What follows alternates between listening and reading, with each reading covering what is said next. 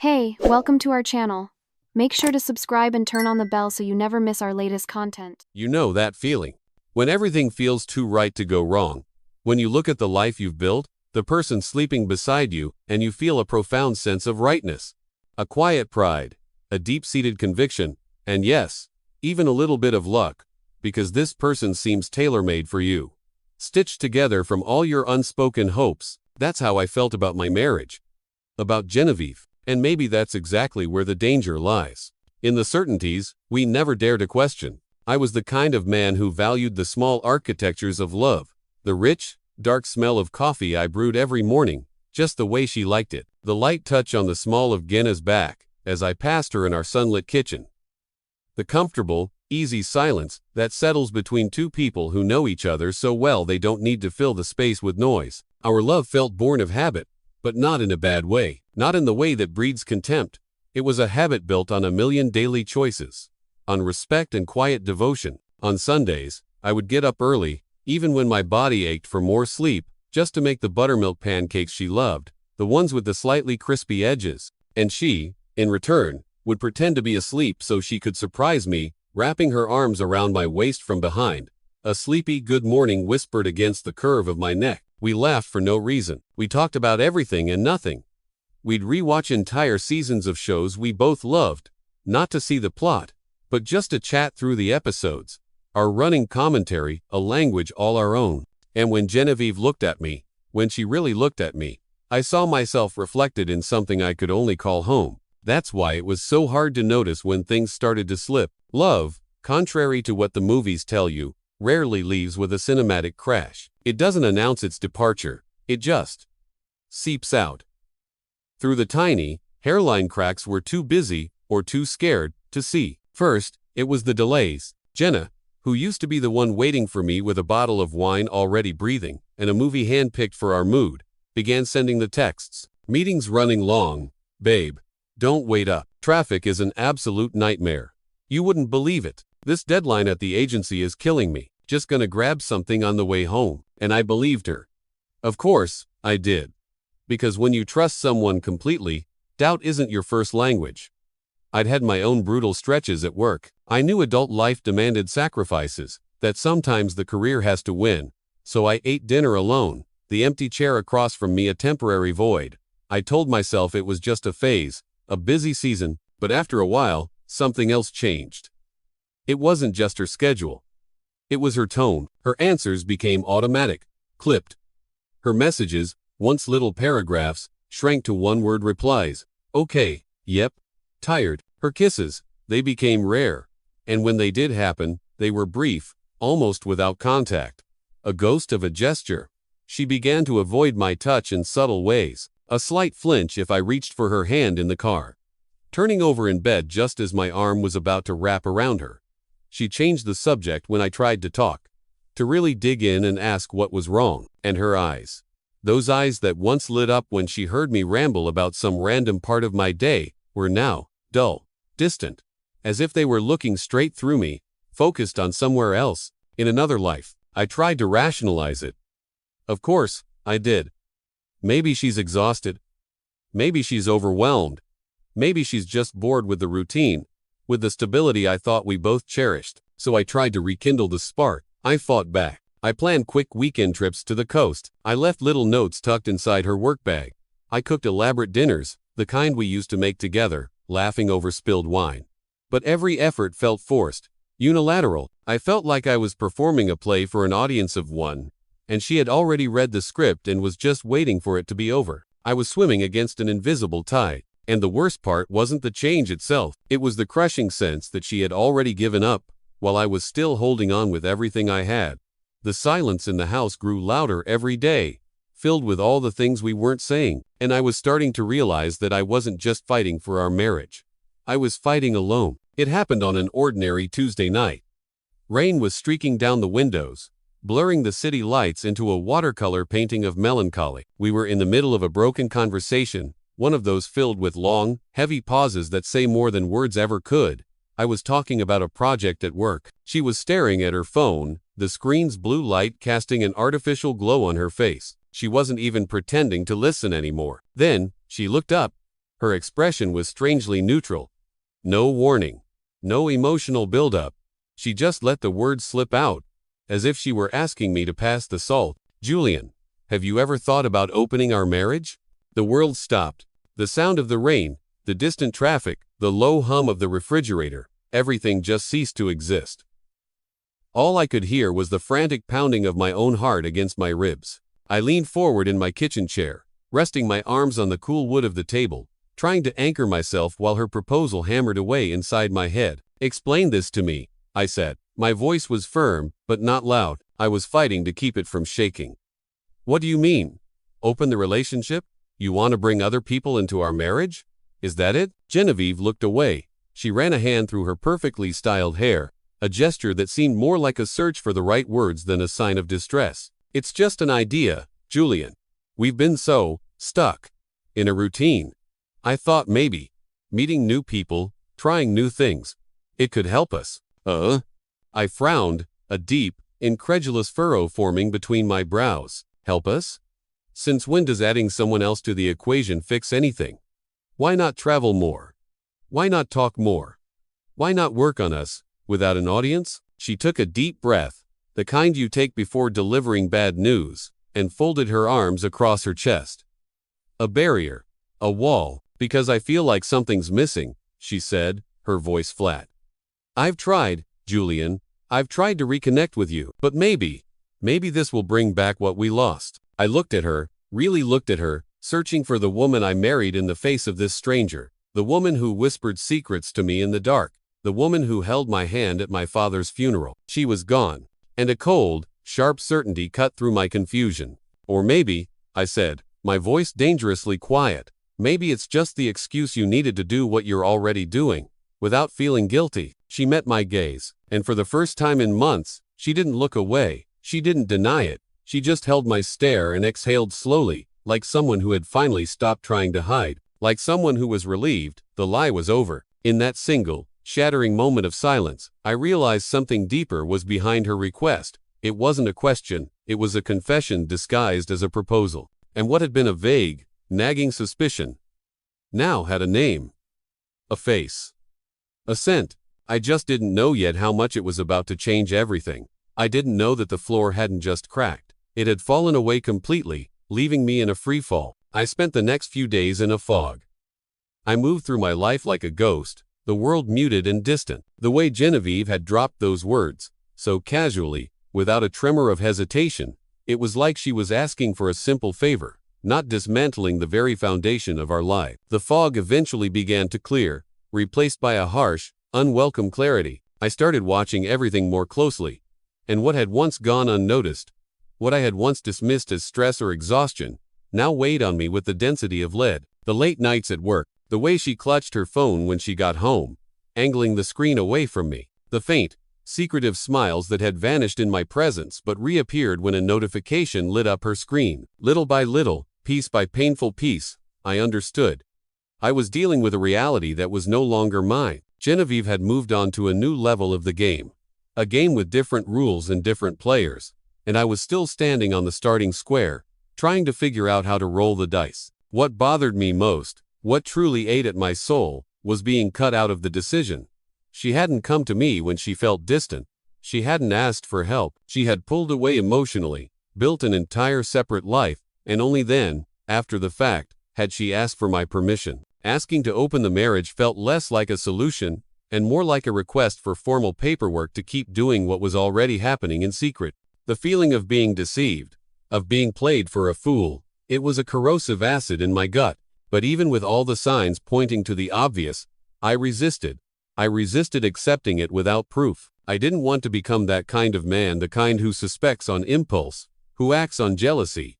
I wanted certainty, fact, something cold and hard that couldn't be twisted by her words or my own emotions. So, I made a decision, a cold one. No drama, no shouting matches, no threats. I just set everything up, quietly. I spent an evening online, my search history becoming a testament to my broken trust. Best small GPS trackers for cars, discreet tracking apps. I felt sick to my stomach, like I was violating something sacred, but the home we built was already a crime scene.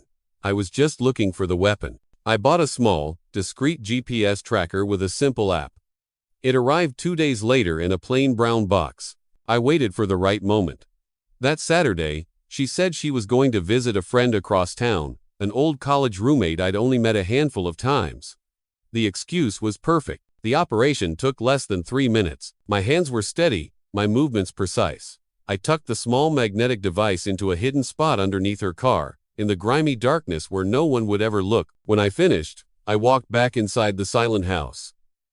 I sat on the couch, looked at the newly installed app on my phone, and took a deep, shuddering breath. From that moment on, I would have access to her movements, her truths, her lies. I wasn't a husband anymore. I was a detective in the ruins of my own life, and I needed to see how far this lie went, and above all, with whom. The days that followed were a special kind of hell. I lived a double life. Outwardly, I was the same Julian. Calm, perhaps a little withdrawn, but normal. Inside, I was a bundle of raw nerves, constantly checking the app, my phone, a source of both dread and validation. The red dot on the screen was a second heartbeat, a map of my own betrayal. For a week, her movements were predictable. Work, the gym, the grocery store. For a fleeting moment, I allowed myself a dangerous sliver of hope. Maybe I was wrong. Maybe it was a one-time thing she regretted. Then, on a Thursday, the text came. Around 5 p.m. Hey, got pulled into a last-minute client dinner. Super demanding account. Probably best if you have dinner on your own tonight. Sorry. Zoe. The XO felt like a twist of the knife. Okay, I replied. Just one word. Outwardly, I was calm. Inside, my pulse was a drum solo against my ribs. I opened the app. The red dot was still blinking steadily, marking the downtown building where her marketing agency was located. I watched, and I waited. Minutes crawled by. Then half an hour. An hour. Then, at 6:45 p.m., the dot moved. I narrowed my eyes, leaning closer to the screen. She was leaving the office. But instead of turning toward the freeway that led home, her car went the other way. Deeper into the city. The destination flashed on the screen as she parked. A French restaurant, L'Étoile, the Star. A place known for two things: its ludicrously expensive wine list and its reputation as one of the most romantic dinner spots in the city. Not exactly the place you take a demanding client. I grabbed my keys. My mind was eerily calm, my movements fluid. I drove there, careful at every intersection, trying to keep a cool head while my stomach churned with a toxic mix of adrenaline and bile. When I arrived, I parked across the street, in the shadows. From my car, through the restaurant's wide, elegant windows, I had an almost perfect view of the dining room. And there she was, Genevieve. She was sitting at a candlelit table for two, smiling. Laughing, even. She was wearing a deep emerald green dress, a dress I didn't recognize. The kind of outfit chosen with care, the kind of effort she no longer made for me. But what really turned my stomach, what made the air leave my lungs in a painful rush, was the man sitting across from her. Rhett Sterling, a face I had known since college. We were never friends, not even close. In fact, Red had always held a quiet, simmering grudge against me. He was that classmate who masked his envy with slick jokes and backhanded compliments. We competed for a spot on the varsity soccer team. We indirectly fought for the same academic scholarship, and in the end, I had always come out ahead. Seeing that man sitting across from my wife, laughing like he'd finally won some old, forgotten trophy, it hurt more than any physical punch could. I picked up my phone. My hands, which had been shaking, were now perfectly steady. I opened the camera and started recording. The lens captured a clear, damning image. The two of them, trading looks that held more intimacy than Genna and I had shared in months. Their easy laughter, and then, in a careless, intimate moment, their hands clasping across the table. The recording kept rolling until the kiss. It was a long kiss, no hesitation, full of a familiarity that spoke of 1,000 kisses before it. Genevieve leaned forward, touched Rhett's face, and surrendered to it, as if she had been there 1,000 times. As if that was her home now. I saved the video. I didn't speak. I didn't get out of the car. I didn't storm in there and cause a scene. I knew, with a chilling certainty, that this was only the beginning. On my phone screen, the tracker's red dot was still blinking, patient. After dinner, the route was direct. Jenna's car, followed at a safe distance by mine, stopped in front of a discreet, upscale motel on the edge of town. Not a cheap, sordid place, but one that tried to sell anonymity as a luxury. I filmed the entrance. I filmed the moment they got out of her car, smiling, hand in hand, and walked inside. That night, I drove home in absolute silence. What I felt was no longer sadness or anger. It was clarity. The line between love and betrayal had been crossed long ago, and now, I knew exactly who I was dealing with. And I knew, with every fiber of my being, that I would not be the only one left broken in the wreckage. The drive home was an out-of-body experience. The images replayed in my mind on a relentless loop. Genna's easy laughter, the touch on Rhett's face, the shameless kiss. The two of them walking into that motel like it was just another casual Tuesday date. I drove without music, without looking at the passing city lights. I just breathed, deep and steady, like someone trying to hold an explosion inside their chest. When I arrived home, our home, I tossed my keys on the granite counter. The sound echoed in the silence. I sat in the living room in the dark. No lights, no sounds. It was as if the house itself sensed that something had died there tonight. 2 hours later, I heard her key in the lock. Genevieve walked in, barefoot, purse slung over her shoulder, phone still clutched in her hand. She didn't see me right away. She was too busy typing on the screen, a faint smile on her lips. When she finally looked up and saw my silhouette on the couch, she paused for a fraction of a second, feigning a mild surprise. "Julian, you're still up?" she asked, her voice a practiced performance of casualness. I didn't answer. I just watched her. She kept moving, slipping off her shoes, walking past me without a touch, and went straight to the bathroom, as if everything was normal, as if it were just another ordinary night. I sat there, motionless, listening to the shower run, to her footsteps on the hardwood floor, to the ordinary noises of someone with no fear of being found out. Jenna's calm, her absolute certainty that night, was a perfect reflection of how sure she was that nothing would ever spin out of control. That I, Julian, would always be there. Waiting, accommodating, swallowing it all. And that was what made it even more bitter. Because until I saw that video, some foolish part of me really believed we could still be fixed. But now, all that remained was the raw, undeniable truth. She chose. She chose to lie, to hide, to cheat, and worse, to feel comfortable doing it. The next morning, while she was still asleep, a peaceful expression on her face that made my blood run cold, I grabbed my phone. I logged into the tracker app and saved every single route from the past few weeks, dates, times, stops at that motel, all perfectly aligned with the excuses she'd given me. The pieces fit perfectly. This wasn't a one-off affair, it was a pattern, a second, parallel relationship she maintained with total ease. And there, staring at that cold, hard data, I realized I had to do more than just keep it to myself. My pain needed an outlet. My truth needed an ally. I decided to look into Rhett Sterling, and more importantly, his wife. It didn't take long. Her name was Sloane Sterling. She was a well-known businesswoman in the city, the founder of a successful tech consulting firm. Her online presence was polished, powerful, and intensely private. Articles about her described her as brilliant, sharp, and famous for her firm stance and discretion. I dug deeper.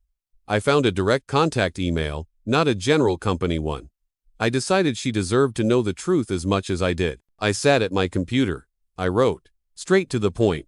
No fluff, no hate, no sarcasm. Just the cold, methodical presentation of facts. Subject: regarding Rhett Sterling.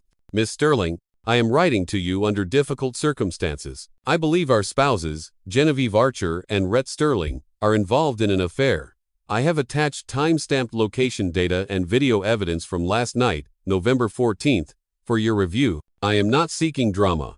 I simply believe you have the right to see what is happening behind your back. Sincerely, Julian Archer. I attached the files, the video, the GPS logs, and I hit send before I could second-guess myself. The reply came less than an hour later. It was brief, but it was enough. Mr. Archer, I understand. I will handle this personally. That sentence carried something I respected right away. It didn't sound like a victim. It sounded like a strategist. It sounded like someone who doesn't act on impulse, but on calculated thought. And that calmed me. I knew I wasn't dealing with a passive person. Sloane Sterling wasn't a victim. She was someone who, when hit, didn't retreat. She struck back, and in that moment, she became my silent partner in a war neither of us had asked for. While all of this played out in the digital shadows, Genevieve remained blissfully cocooned in her bubble of deception. She acted as if the idea of an open relationship was still a topic under friendly negotiation. She cooked dinners, asked about my day, and moved through our home as if her absurd proposal might, with time, be accepted. But I was no longer the same man. The way I carried myself, the longer silences, the cold, direct looks I gave her. She noticed, I know she did, but she pretended not to. Her deliberate ignorance, that subtle dismissal of my change, was just the prelude to something much, much bigger. Inside me, something new was growing. A cold clarity, a firm resolve. I was no longer the man who suffered quietly, who accepted shallow excuses and hoped for the best. I was facing a situation where I could, for the first time, flip the script, and I knew that to break the cycle, I would have to act with the same coldness she had shown me. It was the first time in a long while I felt in control of my own story. And I wanted her to know it. I wanted her to see, with her own eyes, what she had caused. That afternoon, I got home earlier than usual. I showered, changed my clothes, and sat in the living room, waiting. The sound of the lock turning in the door told me the moment had arrived. Genevieve walked in, smiling, as if nothing were out of place. She was carrying shopping bags from a downtown boutique, scrolling through her phone while chattering about her day, about some ridiculous office drama. I watched her in silence. I let her finish. When she dropped everything on the couch and finally turned to me, the first thing she noticed was my stare. It wasn't tired or angry anymore. It was steady, certain, as if she were about to hear a verdict that had been decided long ago. "We need to talk," I said slowly, my voice even. She paused for a second, a flicker of wariness in her eyes. She tried to brush it off with a soft chuckle. "Okay, sounds serious." My tone didn't budge. "Sit down, Genna." She hesitated, folded her arms. "But Saturday." Then I picked up my phone from the coffee table. I unlocked the screen and opened the video file. I pressed play. The sound of the restaurant, the low murmur of conversations, filled our silent living room. Genevieve looked at the screen, and she froze. The image showed her with Rhett, smiling, holding his hand across the table. Then the kiss. Then the two of them, walking hand in hand into the motel lobby. The silence that followed the video was louder than any argument we ever had. She brought her hands to her mouth, her eyes wide with a horror that was, for once, genuine. She started to stammer, to find words that weren't there. What is this?" she asked, her voice a desperate whisper, as if hoping for another version of the facts. I stayed calm. "You know exactly what it is." She tried to deny it. She tried to justify it. She said it had been a mistake, a moment of weakness, that she was confused, that it all happened too fast. But I wasn't there for excuses. "While you were asking to open our relationship," I said, my clarity dismantling every one of her attempts at manipulation, "you were already living in another one. You just wanted a license to get rid of the guilt." She was crying now, real tears, hot and desperate, begging for forgiveness, saying she wanted to try again, that this didn't have to be the end, that she still loved me. I stood up and grabbed an envelope from the side table. I handed it to her. She opened it with shaking fingers.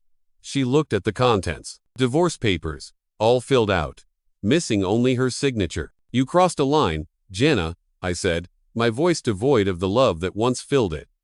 "And now, it's too late." She kept insisting, her pleas growing more frantic. She said I was being too harsh, that our love, our history, couldn't end like this. That's when I revealed the card up my sleeve, the one she never saw coming. I took another envelope and tossed it on the table between us. "Want to know who else watched that video?" She stayed silent, her tear-filled eyes locked on me. I crossed my arms. "Sloane Sterling. Your lover's wife." The impact was immediate, visceral. Genevieve's eyes widened. All the color drained from her face. She looked like she'd been struck. You told her?" I gave a slight, firm nod. She thanked me, and she promised she'd handle the rest. Fear, raw, primal fear took over her face. For the first time, she realized the consequences of her actions went far beyond our couch, far beyond our broken home. Julian, this could ruin his life, his career. I walked to the door.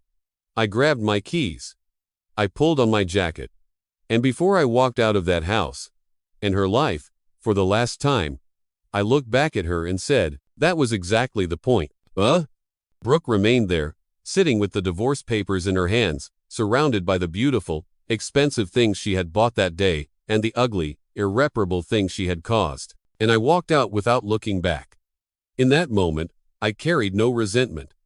I carried no rage. I carried only the cold, hard certainty that I had responded to her betrayal with the same intensity with which I had suffered it. In the days that followed, Genevieve's life turned into a string of failed attempts to undo what she herself had thrown away. She sent short messages, long messages. Some were full of frantic regret, others were desperate attempts to convince me that everything could be different. Julian, please talk to me. I made a terrible mistake. Don't let this be how our story ends. I love you. I never stopped loving you. She called. She left rambling, tearful voicemails. She even showed up in front of the old house, standing on the sidewalk as if her mere presence could erase what had been said, done, and discovered. But I didn't answer any of it. I had closed the chapter, not out of pride, but out of a newfound sense of self-respect. I knew that picking up that phone, or replying to a single line of text, would be opening a door that had only ever brought me pain. That door was now locked, and I was throwing away the key. Meanwhile, across town, Rhett Sterling learned the steep price of messing with someone he should never have underestimated. Sloane was surgical. She exposed everything. Not with a messy, public social media post, but with the precision of a corporate takeover. Videos, photos, dates, digital files of the betrayal were discreetly sent to their entire social circle, to the board of directors at his company, to the partners on his accounts. Without ever raising her voice, she destroyed everything Red had built on a foundation of appearances. First went the marriage, with an ironclad prenuptial agreement that left him with next to nothing. Then went the contracts at his firm, as partners quietly pulled away from the scandal. Then went his public image, his reputation. He lost access to the money, the events, the invites, even the last name he'd leveraged for years. Sloane, in a final, brilliant move, added a clause in the divorce settlement that legally barred him from using the Sterling name professionally. In a cruel twist of irony, the same woman he had ignored and betrayed was now the only person with any power over his future. I watched it all from a distance. No celebration, no mockery. Just the quiet conviction that everything eventually lines up when the truth comes out. I didn't need to shout to be heard or take revenge with my own hands. I had been firm, smart, and calculated. I had used the pain as fuel, not as a fire to burn myself in. I did what many would consider unlikely. I had turned the game around with dignity, but the most valuable lesson didn't come from the end of my marriage. It came from what I discovered about myself in the process. That I could stand up, that I could look the person who hurt me more than anyone in the world in the eye, and say, with a calm heart, it's over. Oh, with the posture of someone who doesn't need permission to start again. Months later, I was in a new city, working at a new company. Life was quieter, simpler. I was rebuilding, piece by piece. One afternoon, an unexpected message appeared on my phone. It wasn't from Genevieve. It was from Sloane. Julian, I'll be in your city for a conference next week. I'd like to buy you that coffee I feel I owe you. I thought for a moment, a faint smile touching my lips. I replied simply, sure. No. We met in the lobby of her sleek, modern hotel. We talked about everything and about nothing. About our work, about the new cities we lived in, about the strange ways life unfolds. She was different from her powerful online persona. Calmer, with a wry sense of humor. I was different, too. We both carried scars, but they were the kind that made us more selective, more alert, but also stronger. The meeting ended with a knowing smile. No promises, no rush. Just the mutual recognition of two people who understood the true weight of betrayal and the profound lightness of having overcome it. That night, I returned to my own small, rented apartment. And for the first time in a very, very long while, I felt a deep and abiding peace. It wasn't the peace of revenge. It was the peace of a clear conscience. The peace of knowing I had defended myself with truth, that I hadn't given in to blind anger, that I had achieved my own justice without losing my own essence. Before going to sleep, I looked out my new window at the unfamiliar city lights. Life sometimes brings people and situations back to you in unexpected ways. But now, I was ready. Whatever was coming, I was no longer the man I used to be. I was just me. And for the first time, That felt like enough. Thank you for watching the video. If you enjoyed it, don't forget to subscribe to the channel and turn on notifications so you won't miss any updates. See you next.